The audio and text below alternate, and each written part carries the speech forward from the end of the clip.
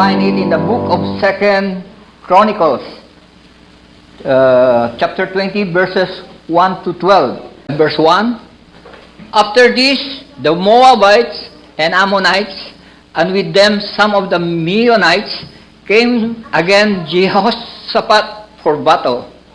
Sometimes came and told Jehoshaphat, a great multitude is coming against you from Edom, from beyond the sea, and behold, they are in Hazor-tam and Tamar. 3, verse 3, then Jehoshaphat was afraid and set his face to seek the Lord and proclaim a fast throughout all Judah. Judah sent to seek help from the Lord. From all the cities of Judah, they came to seek the Lord. 5, and Jehoshaphat stood in the assembly of Judah and Jerusalem, in the house of the Lord, before the new court, And said, O Lord God of our fathers, are you not a God in heaven? You rule over all the kingdoms of the nations. In your hand are power and might, so that none is able to withstand you. 7, did you not, our God, drive out the inhabitants of this land before your people Israel, and give it forever to the descendants of Abraham, your friend? And they have lived in it, and have built for you in it a sanctuary for your name, saying, 9, if disaster comes upon us, the sword, judgment, or pestilence, or famine, we will stand before this house and before you, for your name in this house, and cry out to you in our affliction, and you will hear and save. And now behold, the men of Ammon and Moab and Ammon here, whom you had left Israel invade when they came from the land of Egypt, and whom they appointed in the 11, behold, they reward us by coming to drive us out of your possession, which you have given us to inherit. All of us, all together. God, will you not execute judgment on them, for we are powerless against this great horde that is coming against us. We do not know what to do, but our eyes are on you. Praise be for the reading of the word, and may this add blessing to our lives. You may all be seated, and brace yourself, and open up your minds and heart, and welcome our great speaker, Pastor Pablo Aguilar. Good morning, everyone. I don't know if our guest there is understand Filipino. Do you? Okay, you're gonna have a Filipino lesson of what's good morning. It's magandang umaga po. Magandang umaga po. So everybody say magandang umaga po. Aga po. Okay, I'm just so thrilled to see our brother Manny here and our sister Marlene being part of the praise and worship team, and giving us that inspiration also. And I thank the Lord for a wonderful time that we had yesterday when we were at the park, and everybody is busog, everybody is filled with barbecue, noodles, and whatever Filipino food that we have. Well, this morning, I thank once again Pastor Von for letting me share the pulpit here. The Bible tells us not to make it a burdensome for our pastor, right? Right? Yeah, but he's getting a lot of help on the pulpit. But anyway, let's come to the Lord in prayer. Our dear Heavenly Father, we thank you. We thank you for once more giving us this special privilege to hear from you. Because what we have here is your word, your eternal word, your powerful word, O God, that brings changes and transformation in our lives. It is your word that awakened us from that lostness, O God, and gave us light. And so, Lord, as we once more hear your word, may you challenge us, and may the meditations of our hearts be glorifying to you. In Jesus' name we pray. Amen. Well, this morning I would like to open this message with a question. And the question is this: have you ever been in trouble? Have you? By trouble, I don't mean misplacing your keys, or parking in the wrong spot, or having a flat tire, or losing your direction. I'm not talking about those kinds of trouble. The trouble that I'm talking about is trouble like a health trouble, probably, that may require a major surgery with no guarantee of being cured. Or the trouble of the possibility of losing your job. And that could mean financial disaster. Or a kind of trouble where marital relationships, where things are that awful at home. Have you ever been in those kind of troubles? The question is, how did you respond? What did you do? The reality is that sometimes we find ourselves caught between a hard place and a rock. A place where we don't know what to do. So what are you supposed to do when you don't know what to do? So our message this morning is about what to do when you've got trouble with a capital T. In 2 Chronicles chapter 20, we are introduced to a king named Jehoshaphat. He was the new king of the southern kingdom of Israel. And by that time, Israel was already divided into two kingdoms. The southern kingdom, Judah, and the northern kingdom, Israel. And King Jehoshaphat was the new king of the southern kingdom, Judah. And Jehoshaphat was a good king. He brought revival in the southern kingdom. And when he started things to really brighten up, then all of a sudden, there was a problem. There was trouble with a capital C. T, I mean. Isn't life like that? Everything is going so smoothly, and then all of a sudden, there was a storm in your life. And not just a small storm, it's a big storm. And sometimes we say it like this: the lull before the big storm. It happens that way. A phone call, or maybe a call from your doctor. Things like that happens to us. But what happened now with King Jehoshaphat and the nation of Judah? Well, let's see what the Bible says, what the scripture says in 2 Chronicles chapter 20, verse 1 to 2. And it says this: after this, the Moabites and the Ammonites, and with them some of the Meunites, came against Jehoshaphat for battle. Some men came and told Jehoshaphat, a great multitude is coming against you from Edom, from beyond the sea, and behold, they are in Hazazon Tamar, that is En-gedi.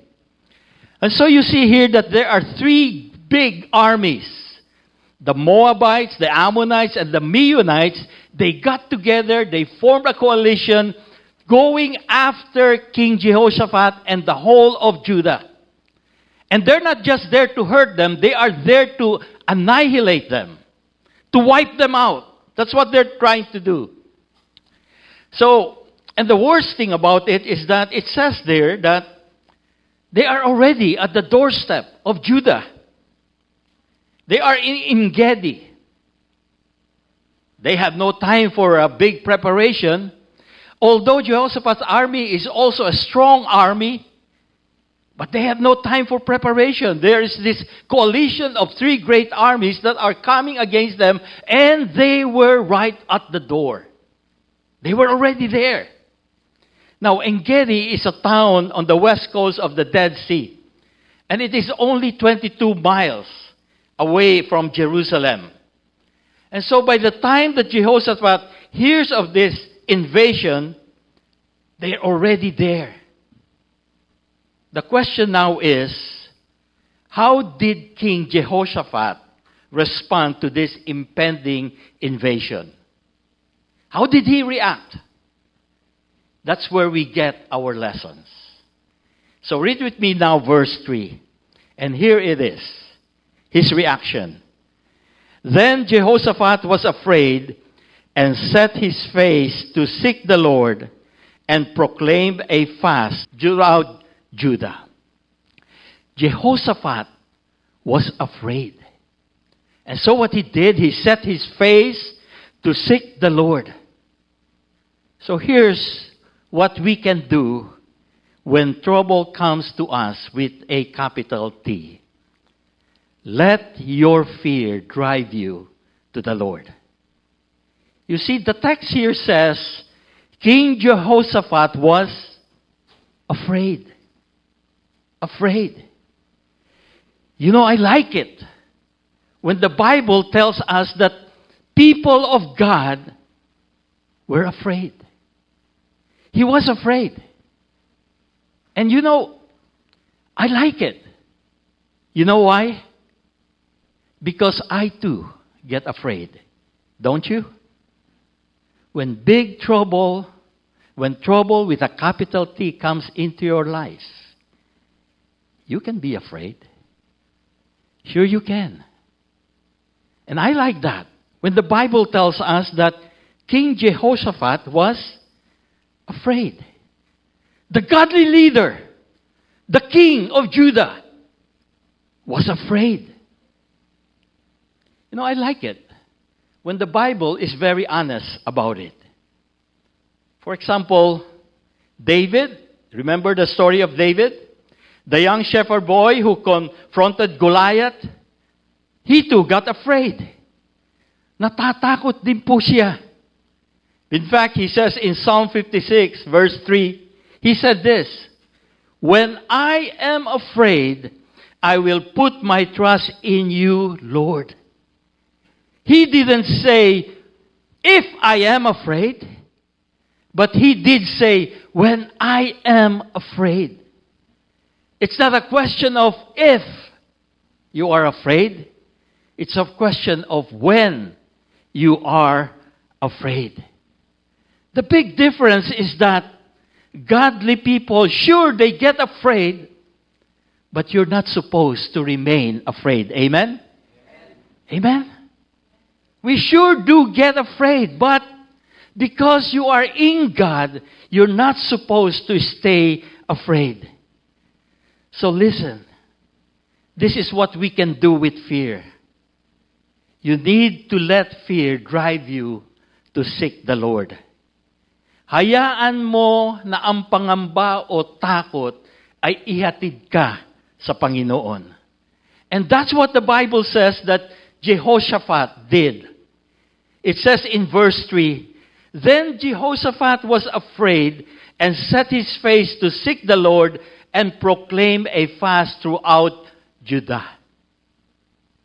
Where do you turn your attention to when fear grips your heart? Do you turn to the Lord? Or do you turn somewhere else but to the Lord? You see, it often takes trouble with a capital T to express the areas of life where we turn to for strength and for sustenance. You see, it exposes us. Trial, sure, can make you, but trial first exposes you. So where do you turn when you are afraid? Friends, let your heart drive you to the Lord. Let your fear, drive you to the Lord. Now notice this. When you seek the Lord, because that's what it says, he set his face upon the Lord and seek the Lord. But when you seek the Lord, seek him earnestly. Turn to your neighbor and say, earnestly. When you seek the Lord earnestly. What does that mean? It means that you seek him with all your heart. It's not casually seeking him and say, "Okay, Pastor Von, I'm going to seek the Lord. I'm going to do that." No. When you seek the Lord, you seek Him earnestly. You know, sometimes when I'm looking for something, right, and then I call to my wife and I say, Angeli, where is this thing? Where is my shirt? And then Angeli will answer me back and tell me, look with your eyes and not with your mouth. Because she knows I'm not seeking earnestly. I'm looking with my mouth.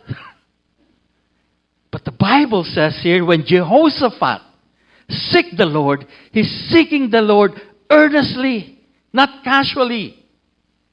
But how do we know that King Jehoshaphat was seeking the Lord earnestly and not casually? Well, look here. We know it because, here it is. He proclaimed a fast throughout all Judah. And so he told them, hey, we're going to fast because we are seeking the Lord.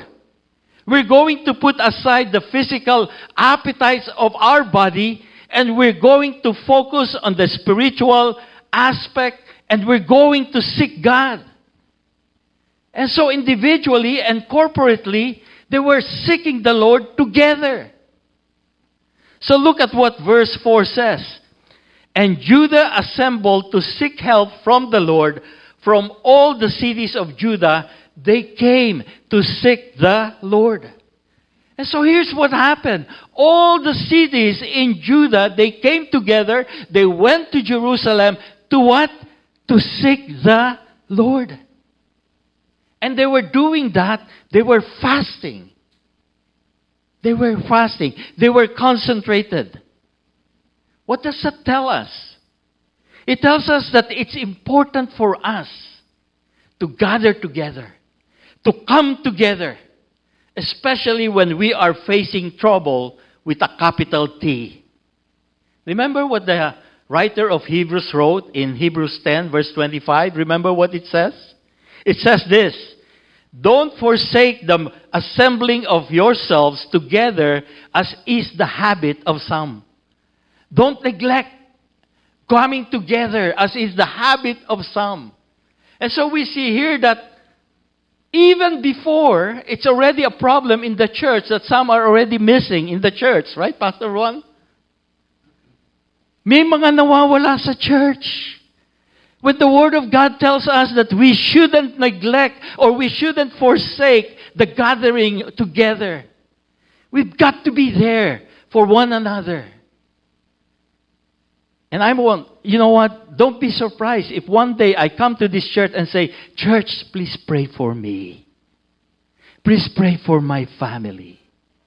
Because when we come together, you know what the Bible says? Iron sharpens iron. Right? When we get together, we tend to encourage one another. And then when we are encouraged with one another, we praise the Lord. Right? We praise God. The Bible says God inhabits the praises of His people. And when we get together, the Word of God just goes forth. So let us not neglect coming together, being there, gathered together. And you know what Jesus said, where 2 or 3 are gathered in my name, what did He say? There I am in the midst of them. You know, sometimes when people are going through a real hard time, they can disengage. That's true. I've been in church long enough to observe that. When people are going through hard times, they can back off and they can even drop out of church. That's a reality. Well, let me tell you this. That's not what you're supposed to do. You're supposed to engage. You're supposed to say, hey, you know what? I've got trouble, but pray for me. Help me. That's what the body of Christ is supposed to do. Come together and help one another and encourage one another. this thing has been haunting me for a while. Then when there was a church, and then we were planting a church in Kingsville, and we say we're going for an outreach, right? And maybe out of fear for an outreach or a church plant somewhere else, somebody says, "What outreach? What is that?" But you know what? If there is fear in your heart, let that fear drive you to the Lord. Turn to your neighbor and say, "Let that fear drive you to the Lord." And you know another thing? When Jehoshaphat did this, he didn't do it after he tried everything. And see, he see the Lord not as a last resort, but he looked at the Lord as the first resort. That's what he did first. He turned to the Lord right away. And sometimes we look at the Lord like a spare tire, right? When we get a flat tire, that's when we remember the spare tire. But not with Jehoshaphat. Jehoshaphat looks at the Lord and Lord, be my steering wheel. Drive my life, Lord. That's what he's saying here. You see, the Bible says what? Seek ye first the kingdom of God and what? His righteousness. And all these things, what? Shall be added unto you.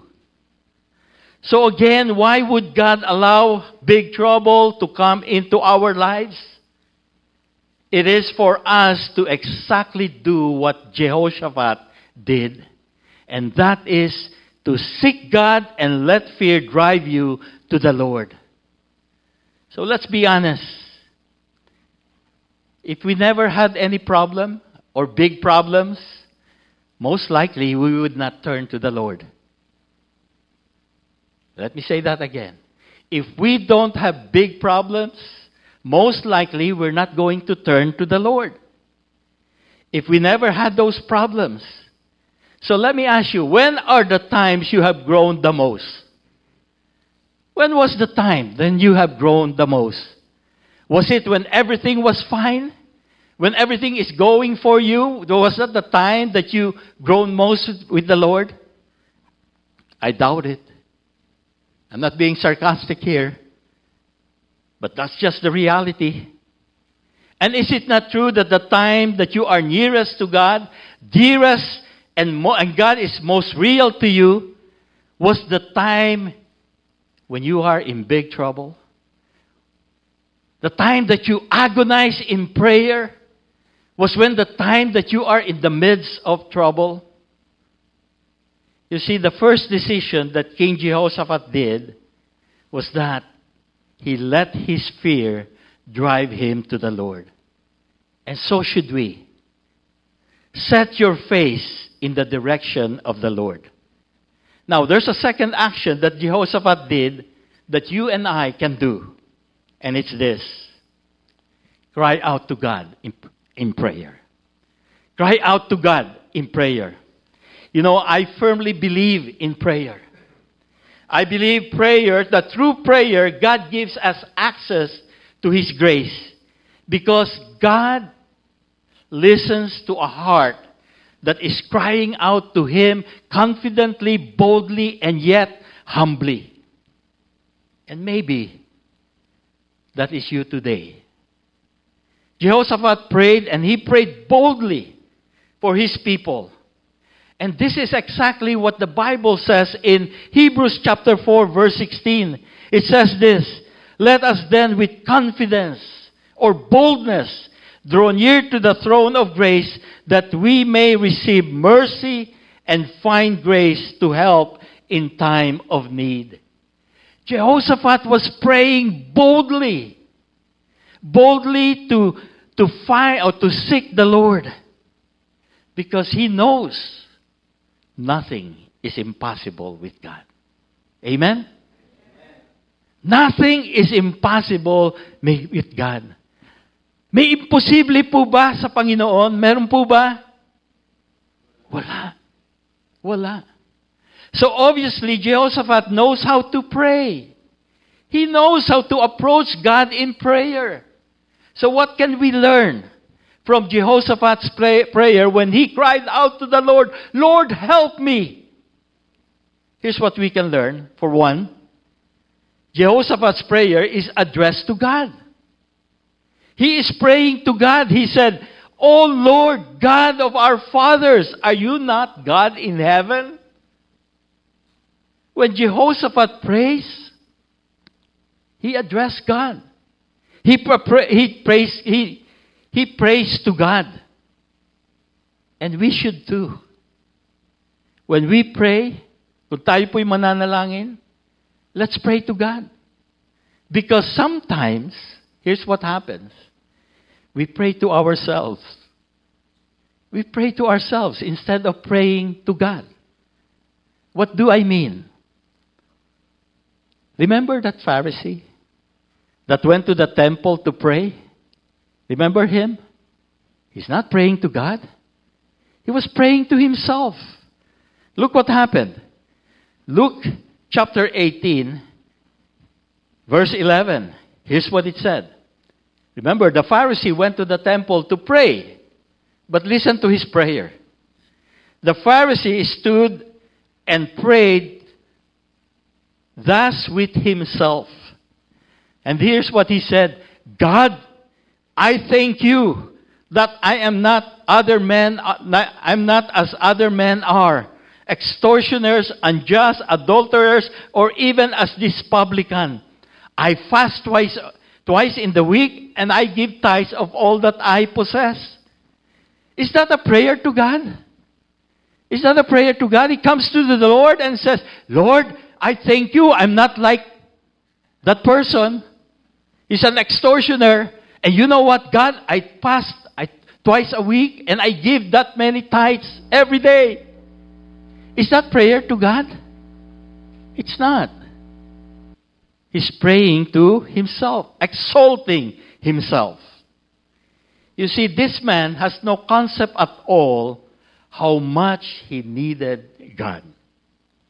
So when Jehoshaphat prays, he prays to God, and so should we also. You don't go to God telling God how much you have done for God, as if God owes you. No. So when Jehoshaphat prays, he prays to God. And second, when Jehoshaphat prays, he reminds himself of who God is and praise God for who he is. And we should do the same. You see, in verse 6 it says there, O Lord God of our fathers, are you not God in heaven? You rule over all the kingdoms of the nations. In your hand are power and might, so that none is able to withstand you.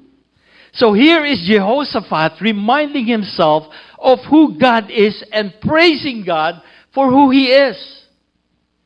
God is our heavenly Father. And he is reminding himself that God is so powerful that no one can stand before him and defeat God. Never. Not even our sorry circumstances. You know, one song that I really like when I was a new Christian, it has these lyrics. Kakantahin ko sana, Brother Manny, pero I don't have that singing voice. Anyway, it goes like this. There is no problem too big. God cannot solve it. There is no problem too big.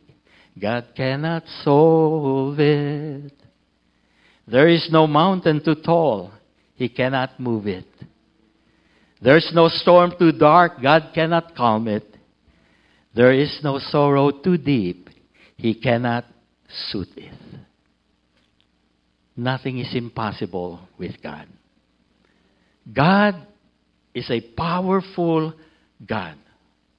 So when you pray, remind yourself of who God is and praise Him for that. Jehoshaphat praised God for who he is, and he also praised God for what he has done. You know, God likes it. He likes it when you remind God of what He has said and what He has done. When you are praying to God, He really likes it. When you come to Him and say, God, didn't you say this?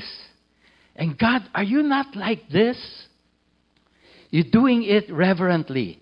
Look at verses 7 to 9. Let me read it to you. Did you not, our God, drive out the inhabitants of this land before your people Israel, and give it forever to the descendants of Abraham, your friend? And they have lived in it and have built for you in it a sanctuary for your name, saying, if disaster comes upon us, the sword, judgment, or pestilence, or famine, we will stand before this house and before you. For your name is in this house, and cry out to you in our affliction. And here is God's promise. And you will hear and save. Friends, when you pray, you praise Him, and then you pray His word back to God, and you tell God reverently in prayer, Lord, this is what you said. And this is your promise, that when pestilence comes, when trouble comes into our lives, you will hear us and save us. You know, God loves it. God loves it when you remind Him of His words and His promises. That tells us that you have to know God's promises. And for you and me to know God's promises, we have to know His word. Amen? And you know what the other thing that Jehoshaphat did? He got honest with God. He did not go before God and pretended before God. Look with me in verse 12, and here's what it says. O our God, will you not execute judgment on them? For we are powerless against this great army, against this great horde that is coming against us. And then he admitted, we do not know what to do. We do not know what to do. You know why people don't grow in Christ in their Christian life? Because many times they just won't get honest with the Lord. They won't really deal with the issue and say to God, God, I don't know what to do. God, this is so burdensome to me. Lord, I'm struggling here. Lord, I'm struggling with this sin. I'm struggling with that sin. And Lord, I'm struggling with bitterness. This person did to me and I just can't get him out of my mind. Just have to be honest with God. Let me tell you this. God is somebody that you can go to. God is somebody that you can trust. God is somebody that you can even share with Him the secrets of your heart. So let your voice cry out in prayer. What do you do when trouble comes with a big T? Let your fear drive you to the Lord. Let your voice cry out in prayer. And finally, you like that word, right? Finally. Right? You've been waiting for that. Finally. And finally, here it is. Let your eyes stay fixed on the Lord. Let your eyes stay fixed on the Lord. Friends, I want to tell you, this is the key. This is the very key. Look at verse 12 again. He says, O our God, will you not judge them? And he was very honest. He said, for we are powerless before the great multitude who are coming against us, nor do we know what to do. He's being honest. Lord, we are powerless. We don't know what to do. But then again, this is the biggest difference. He said this, our eyes are on you, Lord. Our eyes are fixed on you, Lord. He didn't say, God, there are 3 nations coming together to destroy us, and our eyes are focused on them. Our eyes are focused on this trouble. No, no, no. That's not what he said. He said, our eyes are on you, Lord. Lord, we are trusting you. You know, it is the devil that wants you to fix your eyes on the trouble. He always says, you know, the devil, hey, you know what? Get your eyes on them. Get your eyes on your Ammonites, on your, what is this? Moabites, akala ko termites, and Meunites. Get your eyes on your cancer. Get your eyes on your physical problem. Get your eyes on your marital problem. Get your eyes on your financial problem. Get your eyes on the fact that there are layoffs, and your eyes on the fact that you are looking for a job and there wasn't enough job out there. Get your eyes on those things and focus on those troubles. That's what the devil wants you to do. And we tend to do that a lot, don't we? Because it's easy to get your eyes on your troubles because those troubles is just right there in front of you. It's very real. And then you feel that God is so far away from you. But you know something? God is close to you more than you think. He is close to you. When the devil is saying, hey, look at those troubles, focus on those troubles, and God is telling you, look at me. Look at me, sa aking katumingin, and not on those troubles. Because the Lord wants you to look at Him and leave your troubles with Him. You look to Him and leave it with Him. The Bible tells us, run this race with endurance, fixing our eyes on Jesus, the author and perfecter of our faith. Amen? Run this race with endurance. So how are you going to endure? You endure by fixing your eyes on Jesus, the author and perfecter of our faith. While the devil says, look at all those other things that are going to make you afraid, the Lord says, turn your eyes away from all those other things and fix your eyes only on me. And see how I can turn your trouble. Turn it around for your good and my glory. Turn it around. He will turn it around for your good and for His glory. Anything that is for God's glory is for your good. Amen? Friends, the worst thing that could ever happen to you, God can turn it around into the greatest blessing in your life. So let me close with this question. Where are your eyes today? What are you looking at?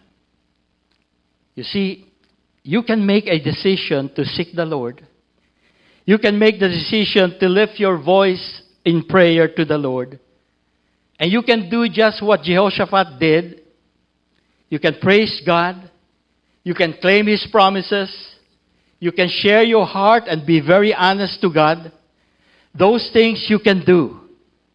And then, thirdly, and the most important one is, you can make a decision to fix your eyes on the Lord. You can choose to get your eyes off all the other things and to fix your eyes on Him. And that decision to fix your eyes on Him, that's what makes the biggest difference of all. Because many of us know that when you are in trouble, you seek the Lord, you pray to the Lord, but few of us really understand, I need to keep my eyes on God. Because that is what's going to bring you victory. I don't know what you are facing today, but God knows. God knows, and God wants to make a difference in your life. You come to Him, you cry out to Him, be honest with Him, praise Him for who He is, praise Him for what He has done in your life. But the biggest difference that can make in your life is when you fix your eyes on Jesus. And God wants to do a miracle in your life. God bless you all.